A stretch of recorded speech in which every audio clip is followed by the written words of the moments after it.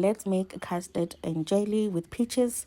We are going to measure 2 cups of milk. I'm using a half a cup measuring cup, and then I'm also going to measure another half a cup, which will make it 2.5 cups. Set it aside and bring the milk to boil, and I added a few drops of vanilla essence onto there, and then I measured 2.25 tablespoons of custard powder, and then I also measured 2.5 tablespoons of sugar. Mix that with that half a cup that we measured of milk. I can mix it until it is well mixed. I mixed the rest off camera, and I added about half a tablespoon of jelly, peach flavor jelly.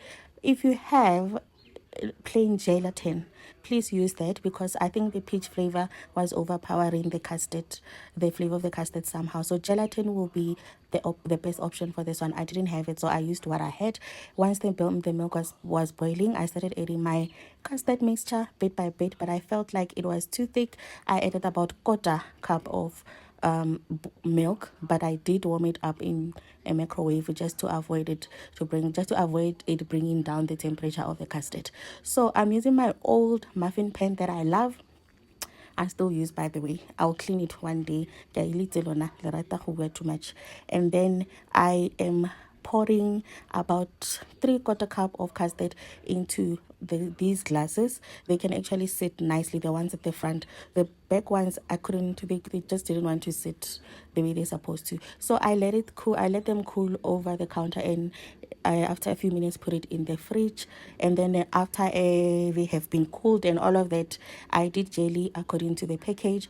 1 cup of boiling water with the whole package of jelly, and I added a huge block of ice. I would say it was maybe half a cup of water, and then I added the remaining half a cup, which is cold water. So basically it is 2 cups, 1 boiling cup and 1 freezing cold water to make your jelly.